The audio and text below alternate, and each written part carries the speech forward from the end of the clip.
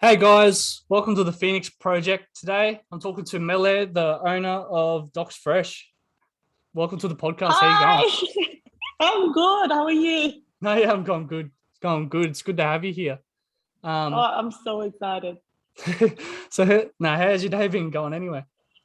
Yeah, pretty chilled, man. Oh, well, no, I lied. It wasn't chilled. It was actually really busy. Um, but I am here, I'm present, and I'm ready to add some value in someone's life. No, sweet. That's the way. That's the way. So yeah, let's get into it. Get into it. So with Yep. Dox Fresh and stuff, how did it all start? Um, well, it's funny because Dox Fresh started with a friend. So I think in 2019, uh, Tonga.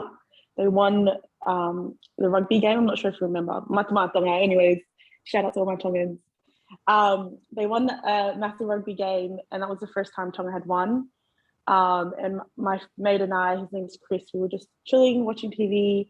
He just mentioned how cool it'd be if we were at the stadium selling socks that had like Tonga on it. That would totally go off, right? Anyways, Yep.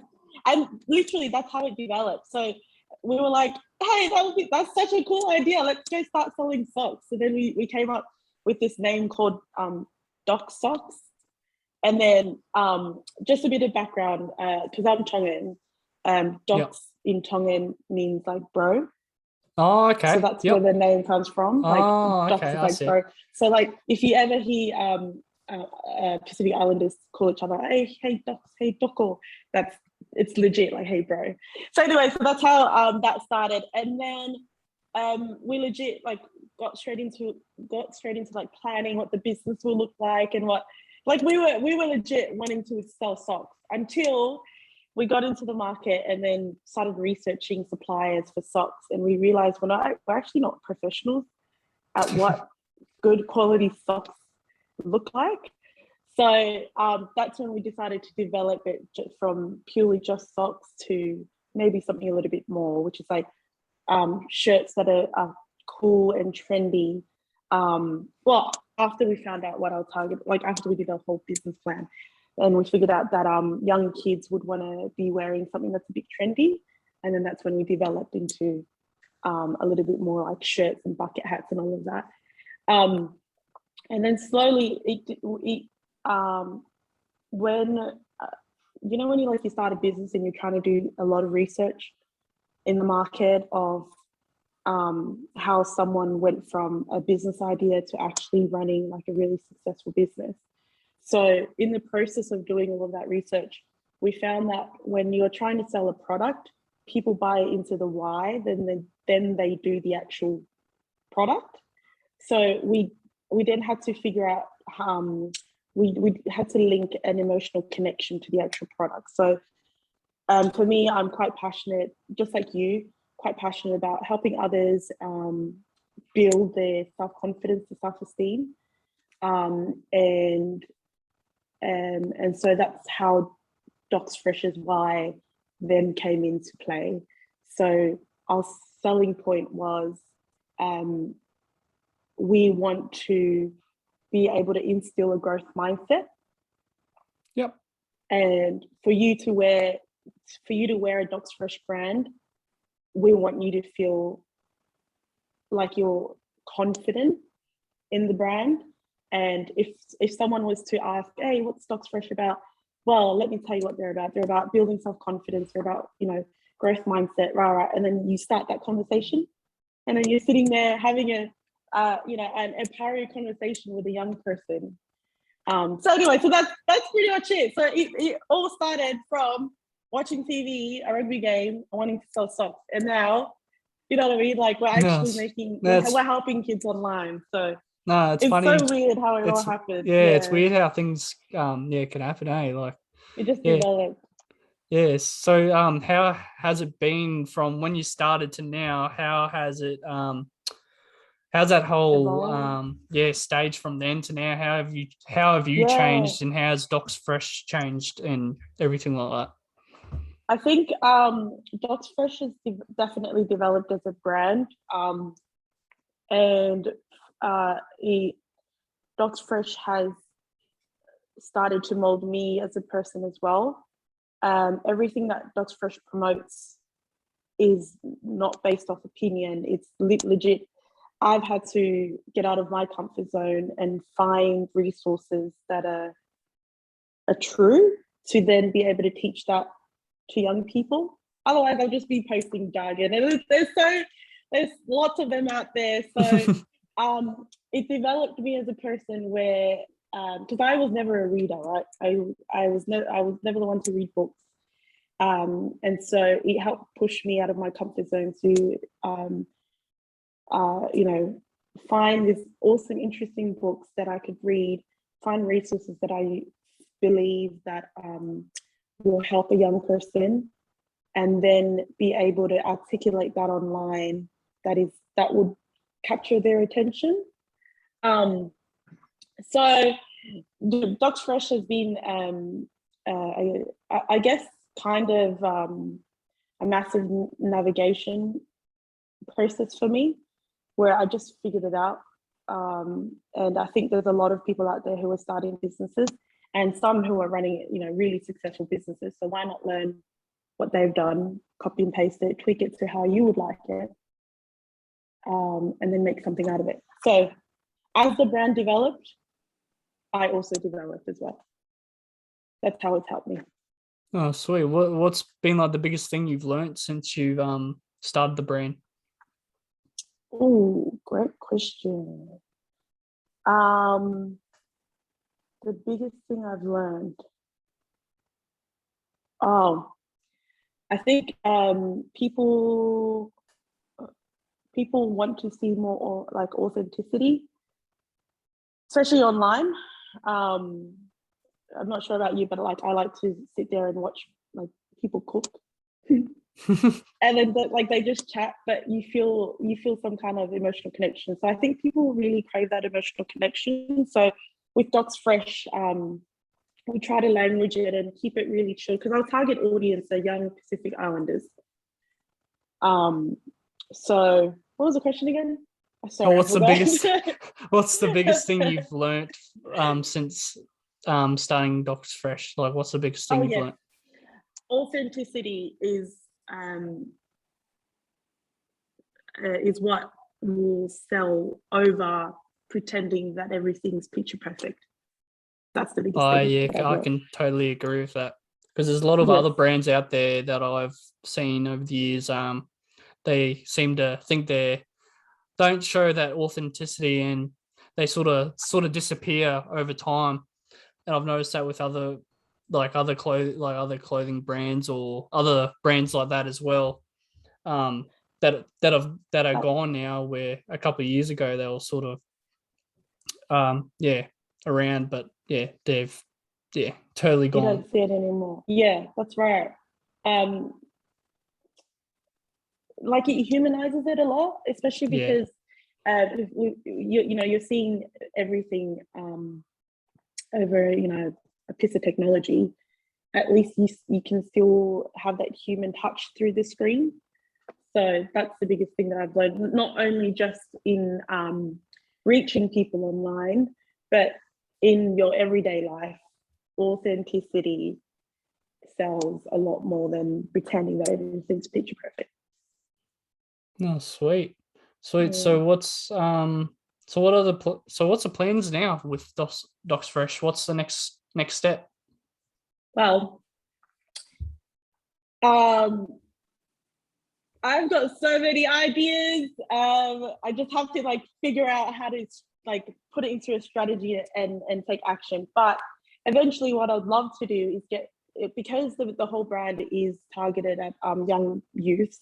I would love to get young youths to be involved in the creation of Dox Fresh moving forward, whether that be interviews or get them to take over the social media. Right now I have a 15-year-old who's designing a brand new collection, because her goals is to become graphic designer and be able to build her own brand. So it's like, hey, why don't you start here, learn some skills? Let's get your name out there. So then that way, when you do open up your own business, you've already got that brand built up and experience. So that would be the next step, is to actually get more young people involved in building Dox Fresh. Whatever that will look like. I'm still strategizing that, but that will be the next step. No, sweet. No, that's some great ideas. Like, I've never heard of clothing brands wanting to do stuff like that, and it's you seem to have like a really good, kind heart for the youth and stuff like that, and it's really great to have someone like you out there to help the young people. But thank you. No, that's right. So what's your meaning with mental, like with the youth and mental health behind it and everything like that? Well, can I just say the meaning for me, like the meaning behind Dox Fresh first. When that awkward phase between when you're transitioning as a teenager to an adult. Oh, okay. Yep. And when when you think adults know what they're doing, but really everyone's guessing their way through it. Yeah. Through that, that awkward transition period between teenager and adulthood. Dox Fresh wants to be able to help you navigate through that awkwardness, where it normalizes that adults still don't know what they be doing, but you shouldn't feel like you need to know all the answers straight away. You know what I mean? So that's Dox Fresh's purpose, but also to instill a growth mindset, because how else are you going to be able to break vicious cycles that's been happening for generations with a closed mindset? How else are you going to level up and improve the quality of your life with a closed mindset? Anyway, so that's the purpose of Dox Fresh. My definition of mental health. So, when people go to the gym to work out? Yep. And people do it because some do it because they want to look good, feel good. Some people do it for clarity or a distraction, whatever it may be. But it contributes to their happiness. But you go to the gym to train muscles or you lose weight, right? And to be able to build muscles, you've got to stay consistent. You've got to eat the right foods so that the foods repair your muscles. To be able to grow your muscles, you've constantly got to lift heavier. You know what I mean? Whereas if you lift the exact same weights, your muscles are not going to grow. Anyways, the way that I see mental health is exactly the same. Your mental health is a muscle, and for you to strengthen your mental health, it is literally something that you've got to work on a daily. So what nutrients are you feeding it? Who are you surrounded by that is feeding your mental wealth? Are you when you go to the when you're trying to eat healthy, are you eating McDonald's? Are you eating veggies? It's the same with mental health, right? So what are you feeding your mental state with empowering thoughts, or are you feeding it with discouragement? And look, everyone has their shit days, right? Yeah, we all have one of those. I know. Okay, cool. Yeah, so we all have shit days. But it's the same with training. Sometimes you need to be able to rest your muscle, because it's all part of the process.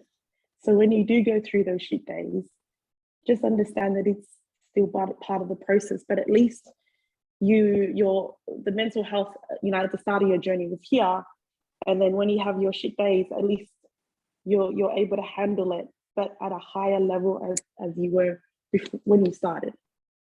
So it's all still part of the process. And the most successful people, the most happiest people out there still have a shit day. It's just the way it is, but it's the way that you deal with it, right? Anyways, At least you're able to deal with tougher days with a stronger mental muscle.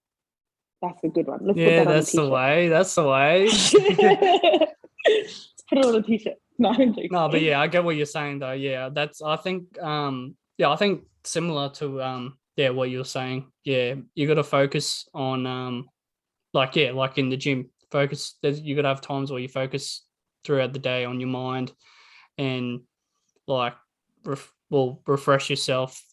Like whether that's just in the morning, have a good morning routine and having a good sleep routine and knowing when to have a break, knowing when to not stop. And I know, but over time, like you're saying, if you do it correctly, you'll be able to go through things better than you did like 6 months ago. That's right. Yeah, because you're able to. It's like when you grow your muscles, you're able to lift heavier, right? Where if you were to grow your mental state, you're able to lift difficult situations a lot lighter. It's the same thing. Well, that's the way I see it, at least. No, sweet. So, like, what's your what do you do for your mental health? Oh, that's a great question. I was actually speaking about this to my sister-in-law last night because she asked. She was obviously going through a tough time too, and she asked, "How do you navigate through it when you're when you're in that super emotional state?" The way that I see it is, humans have been around for so long. And there is not one person who has not experienced what I'm experiencing right now. That's the way I see it. Someone out there has experienced what I'm experiencing. Oh, okay. Yep. No, I see. Yep. Someone's already gone through it. Someone's done it. And I know for sure that one person has written it down in a book. Or they've done a podcast about it, or they've made a YouTube video about it. There's resources out there that can help you. You don't have to do it by yourself. Like you don't have to sit there and fight your emotions or your head all on your own. There is someone who's already experienced it, who have come through the storm and is now giving you the tools on how to handle it. So whenever I go through hurdles, I find a resource that will help me through that storm. Like for example, I've just started a new role, right? And it's in HR, but it's in a completely different industry that I've never worked in before. So naturally, when I am put into a situation of the unknown, you're going to feel super vulnerable because you don't know what you're doing. So I'm like, of course you're like, oh great, what am I doing? How do I navigate through this? And then it's legit. So I let myself go through all of that emotion. I let myself go through it because it's natural. You have to. And then it's like, once I've calmed down, it's like, all right, let's find the resources that will help me, will at least give me a bit of confidence so that when I do go into this role, I've already done whatever I can at this very moment from what I can control to help me with the current situation. So that's like YouTube videos on how to do, HR, and I looked up all the industry, I don't know, any videos about the industry or read any books. So that's how I deal with it. And then once you know that you have done all that you can in this very moment with what you can control, you feel a sense of self-respect because you've helped yourself to be able to do what you can right now. That's how I deal with it. No, sweet. So do you have like a routine that you follow at all through the week? Like what my day-to-day looks like, or for like any type of routine for your mental health, like say, like you write down, like say some people I know, they'll like write down like things that they appreciated for the day, sort of those sort of things like that? Or Yeah. Okay, I love that. That's a great question. So, there's two things that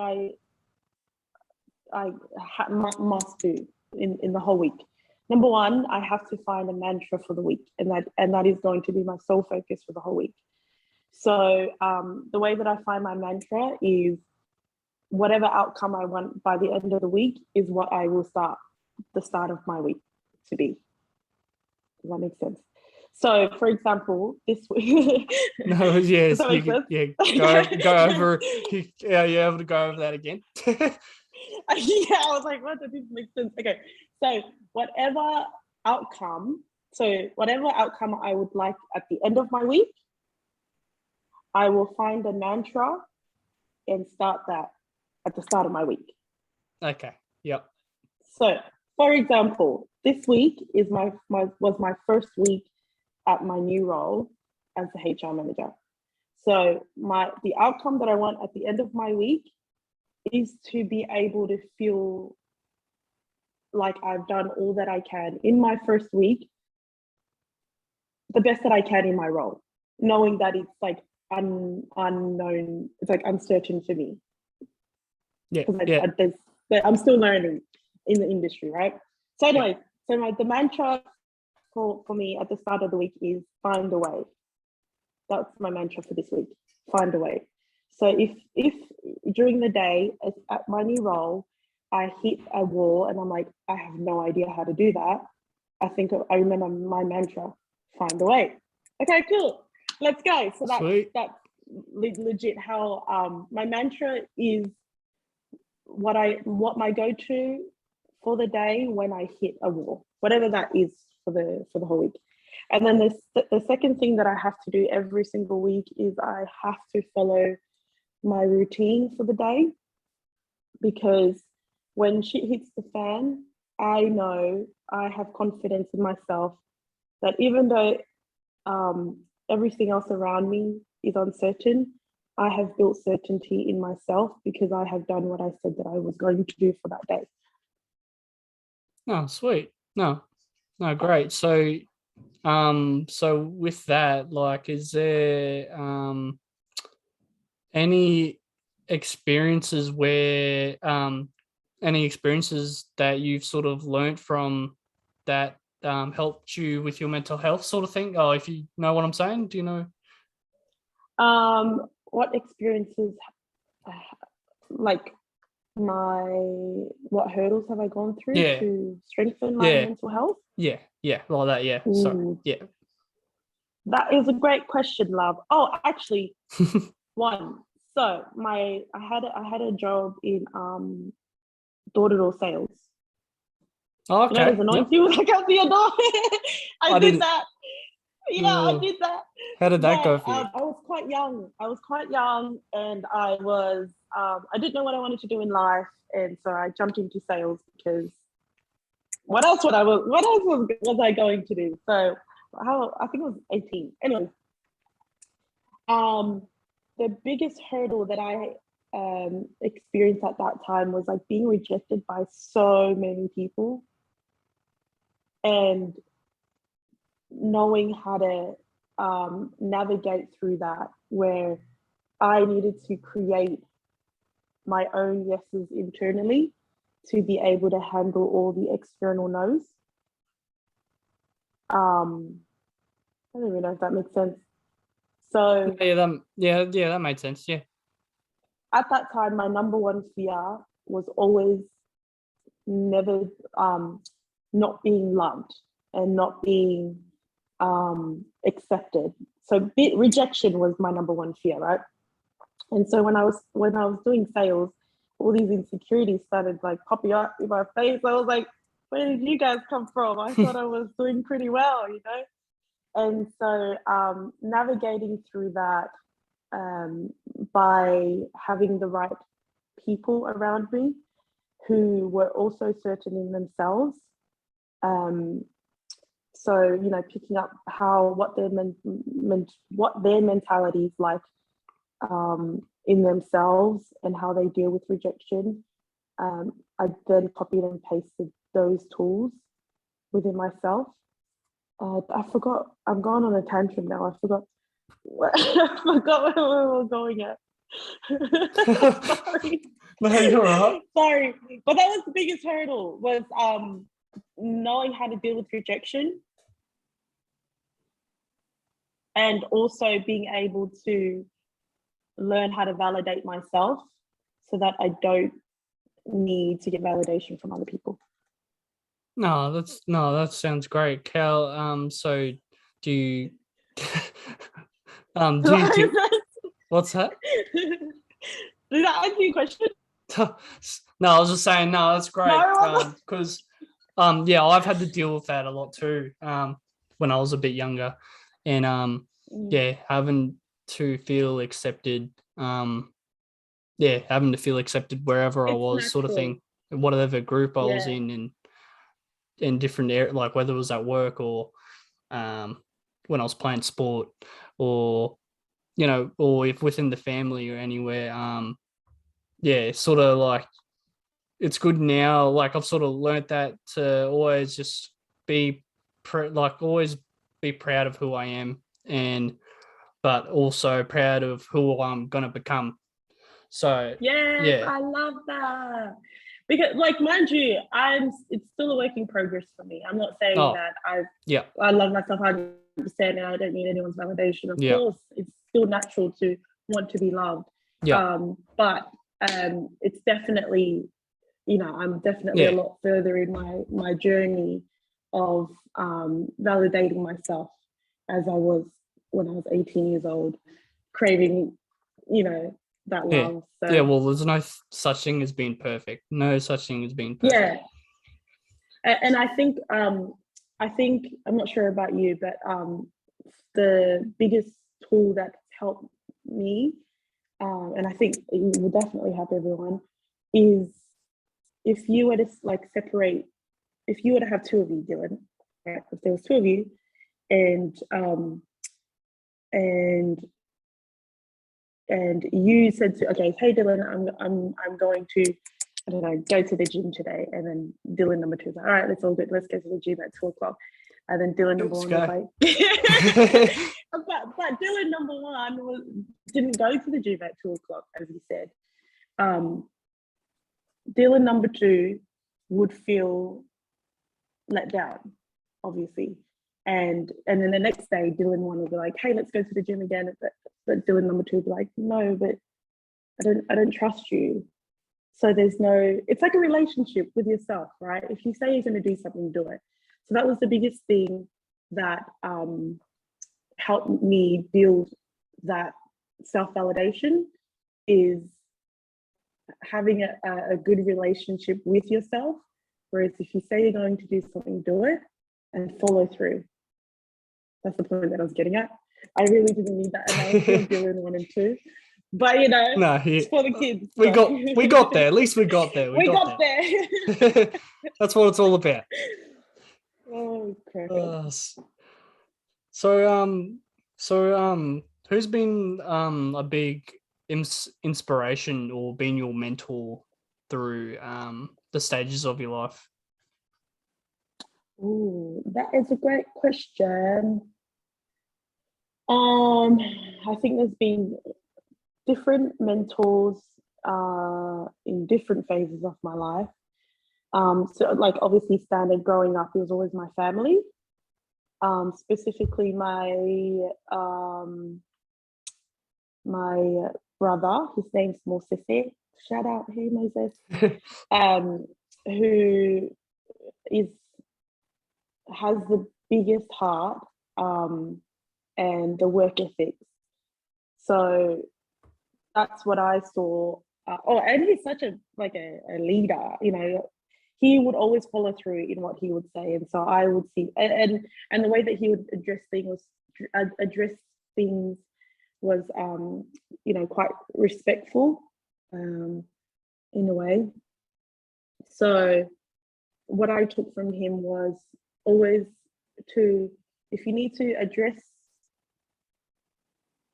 what you believe is the right thing to do, even if it's the hardest conversation in the world, and to love unconditionally.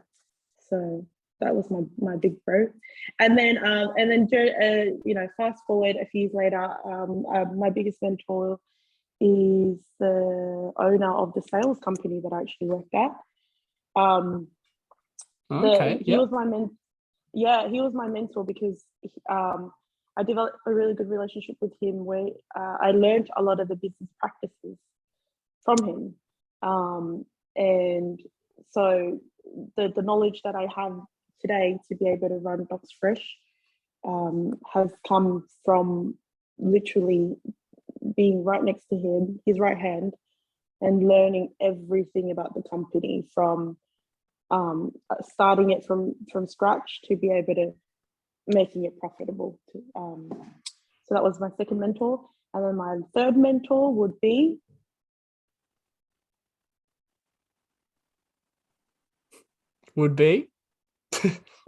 I think currently I would say Tony Robbins. Who, sorry? Tony Robbins. Tony Robbins. Yeah, have you heard of Tony Robbins? That is your homework, Dylan. You better. I might have to do my research. You love him. You actually love him. So he is a very famous life coach. He's in America, and he basically provides strategies on how to get you from someone who doesn't know much about. He's a life coach, and he coaches you through life, basically. Anyway, but I'm reading all of his books, and majority of what I learn and what I share on Dox Fresh is from his books. So he's my current mentor at the moment, I guess. No, he's a life coach. So I probably have seen him. If he's a life coach, his face. Yeah, I probably have. Yeah, you'd know him. But yeah, you'll love him, I reckon. Oh, true. So has he what ways has he been helpful for you? What stuff has he put out that's helped you? So I'm reading his book Unleash the Power Within. And he explains the biggest thing for me is like he breaks down how emotions are not necessarily negative. Your emotions are a call to action.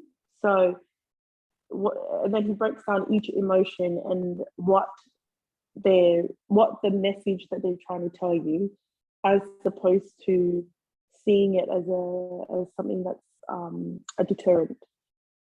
So instead of seeing emotions as something that I don't know, it's quite negative, right? That when people think, oh yeah, you're so emotional, they automatically think of it being quite negative. Yeah.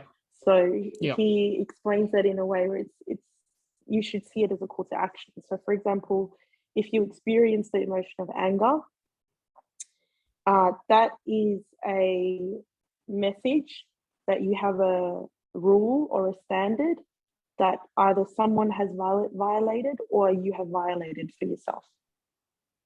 So for example, you have a flatmate and you have a rule in your head that everyone washes their own dishes after themselves, right?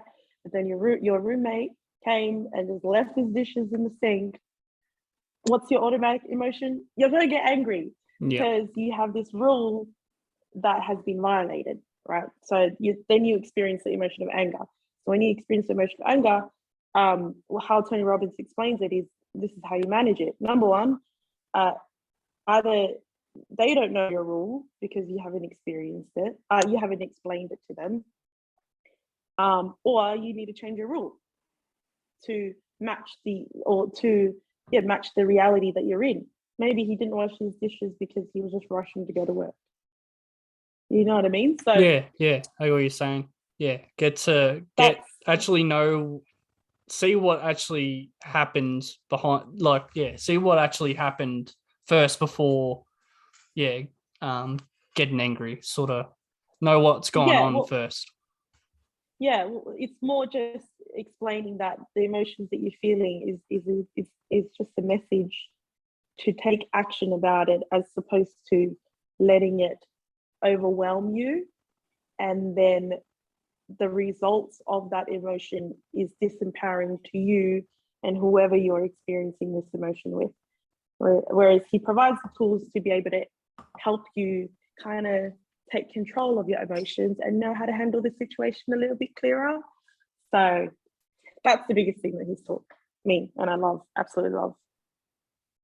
Oh, sweet. So, what's your biggest goals at the moment? Oh, I have a vision. My massive vision is to be able to instill growth in millions and millions and millions and millions of kids, to then use that, I guess, mentality to change their life. That would be the coolest thing ever. But I do have a vision to be able to speak in front of millions and millions of kids, and not necessarily talk at them, but I want to speak to them and kind of let them know that I'm just as human as you are.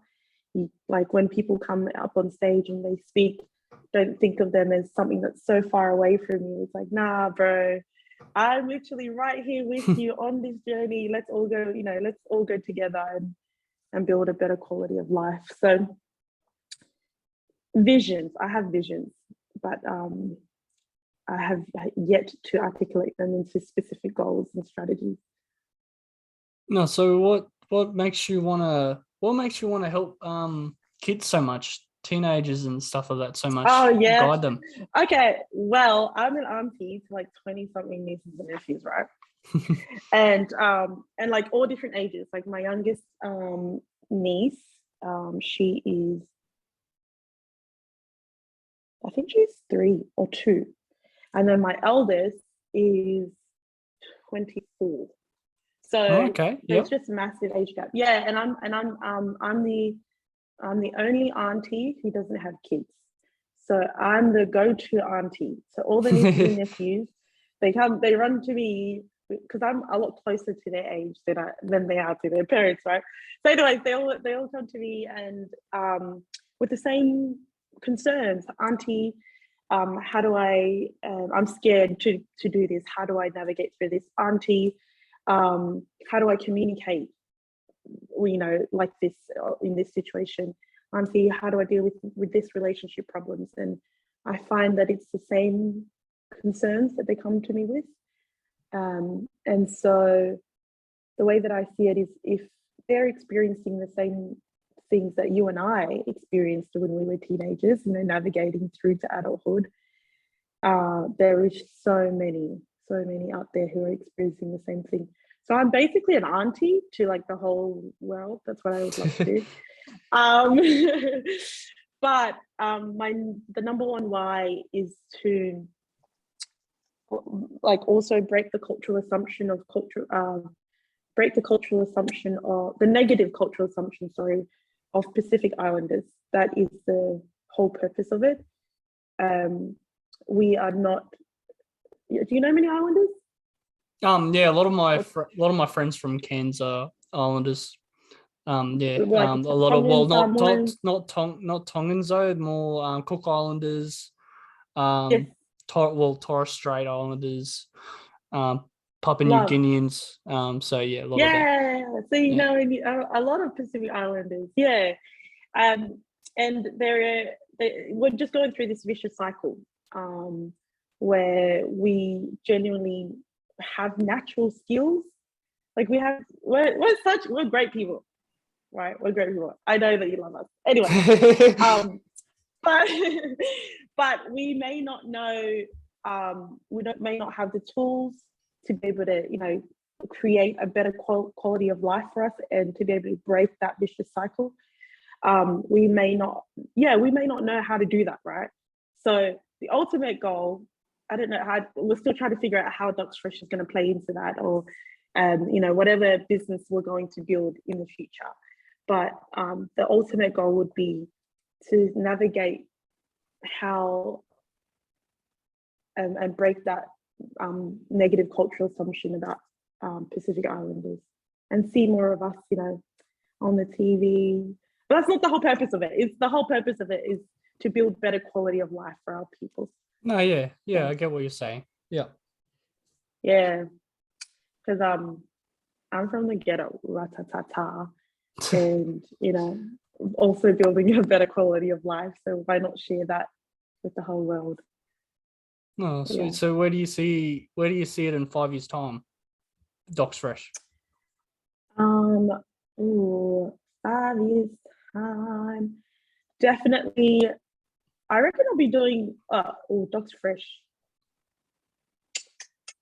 For yourself as well. Well, to see me in 5 years' time, I think I would probably be doing the exact same thing, but 10 times bigger, better, and with a bigger team. Because right now, that's what it would be. So I think Dox Fresh has built a pretty good brand, is surrounded by building our inner confidence. Now it's just about getting people in and getting everyone else's input to just push it make it 10 times better instead of just like one man pushing the boat. So, and get more experience. So I reckon in 5 years' time, Dox Fresh will have more hands on deck. It'll just be bigger, better. Everyone will hear about it. You'll see us on TV. Actually, this is a secret. Don't tell anyone except the people who are listening. But oh man, I just came up with this idea today. I would love to build a fun Pacific Islander based board game. Oh, okay. Some type of Tell board us game, about it. or like I don't know yet. I just came up with the idea today because Islanders love to laugh, right? And we love to play games, and we're such entertaining people, right? Yeah. So it'll be cool.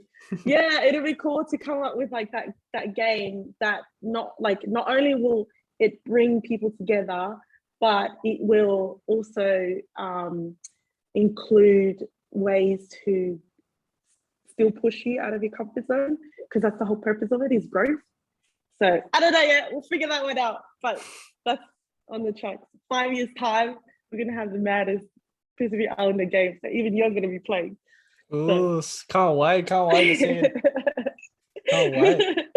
Don't tell anyone though. Shh. No. Okay, I'll keep it quiet. Don't want anyone to steal it. Yeah.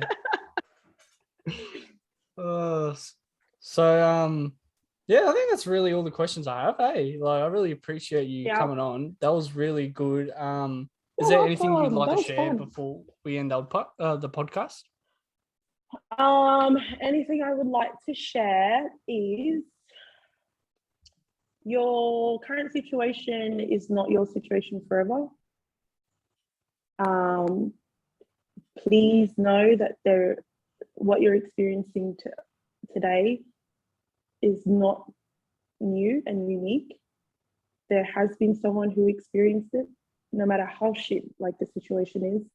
There has been someone else in the past who has experienced it and have come through the storm and have just escalated their life even more. So find out that resource, implement it for your life, and just get bigger, better, and happier. Because the end result that you want is to be happier, right? So find a way. That's the mantra for the week, guys. Find a way. Ooh, I'm gonna leave you with that. I love it. I'm gonna put it on a shirt. Find a way. Ooh. No, that's awesome. No, I really appreciate you coming on. It was really good conversation, sharing your idea of mental health and also what you're doing with Dox Fresh. It's really what you're doing is really great, especially for the Islander and Tongan community and the youth as well. No, it was great to have you on. Really appreciate it. Eh? Oh, it was fun. Thank you so much. This is my first podcast, so I was so excited. I'm so grateful. So thank you. No, so we'll have to do this again sometime at some point. Yeah, I'm down. We can do this every week if you'd like. We can interview other people together. Now, I'm joking. No, honestly, I'm grateful because you're doing you're doing great things in your space as well, Dylan. So I've listened to you interview loads of people, and the fact that you're putting yourself out there, and again, not being afraid of being rejected, because you got to start somewhere, right? Like if the absolute worst you're gonna get is a no, all right, then no worries, move on. But you've got some really big people onto your podcast, and I'm just grateful that you've asked me, still a startup business. Thank you so much. Appreciate it. No, awesome. That was awesome. Yeah, sweet. I really appreciate it again. Yeah, again, appreciate it. And yeah, I'll have to talk to you sometime soon and yeah, do this again, like I said. So yeah, can't wait. Can't wait for the future and see what Dox Fresh's Fresh can do, eh? But anyway, thanks again. Have a good one. See ya.